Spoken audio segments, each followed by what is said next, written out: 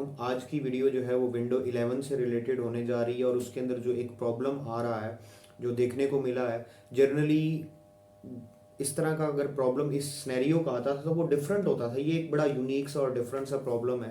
तो वो प्रॉब्लम ये है कि जो बैटरी है वो 100% ज़्यादा चार्ज हो जो है वो शो करता है, और ये किसी एक बग की वजह से है जो एक यूनिक सा सिस्टम करता है, जिसकी वजह से जो एक अननोन बग है, अभी तक प्रॉपरली आइडेंटिफाई नहीं हो सका कि वो क्या है। जैसे ही वो आइडेंटिफाई होगा उसको दूर कर दिया जाएगा कि वो आपकी बैटरी परसेंटेज जो है वो 100% से ज़्यादा 100% से ज़्यादा चार्जिंग जो है शो करता है।